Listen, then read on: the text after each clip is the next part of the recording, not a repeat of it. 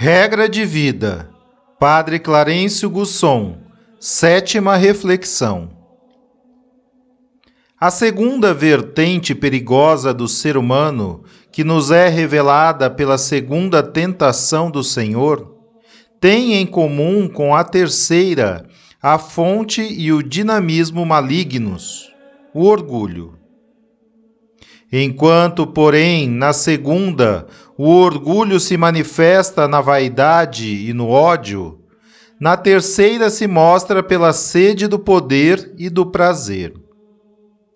Os irmãos e irmãs sabem que o orgulho foi e continua sendo nosso pecado original. Voltemos mais uma vez ao Gênesis, ao paraíso, ao poema da queda.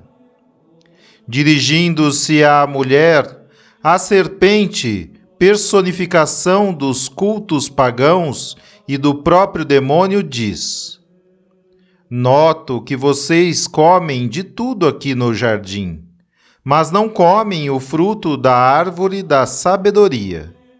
Por quê? Porque o Senhor proibiu e disse que no dia em que o comermos, morreremos. Mas, como vocês são tolos, ele o proibiu porque sabe que, no dia em que comerem, vocês se tornarão iguais a ele, serão deuses. Na cultura hebraica, essa árvore, carregada de frutos fascinantes, colocada no centro do paraíso como fonte de toda a obra da criação, era símbolo da sabedoria de Deus. Pretender comer de seus frutos era pretender ter a mesma sabedoria de Deus. Era pretender ser Deus ou igualar-se a Deus. É exatamente isso o que todo orgulho, no fundo, deseja: tirar Deus do trono e sentar-se lá, disputar o trono com Deus, entregar-se ao complexo de divindade e brincar de Deus.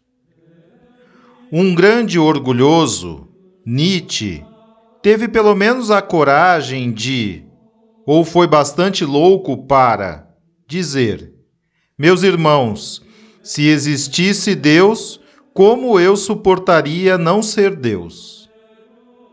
Sabemos qual foi o resultado da velhacaria da serpente contra a mulher. Ela estendeu a mão, colheu o fruto, comeu e o ofereceu ao homem, que também comeu. E quando deveria acontecer a grande apoteose da sua transformação em deuses, descobriram que estavam nus, despojadamente nus, dolorosamente sós na sua finitude ferida pela revolta insensata, bafejada de morte pela recusa ao amor. Desta realidade infeliz resulta também com clareza que o orgulho não é só um mal moral. É, além disso, uma doença insidiosa, uma esquizofrenia paranoide nitidamente caracterizada e sem esperança de cura.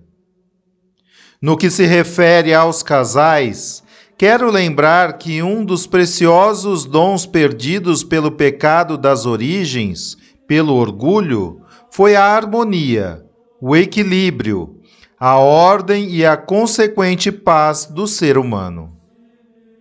A Gaudium et Spes nos alerta: o homem está dividido em si mesmo.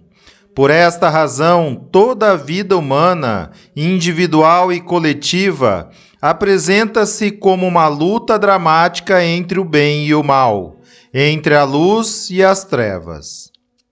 Não é esta luta que gera tensões perigosas nas sociedades, nos grupos humanos, numa família, numa equipe, num casal?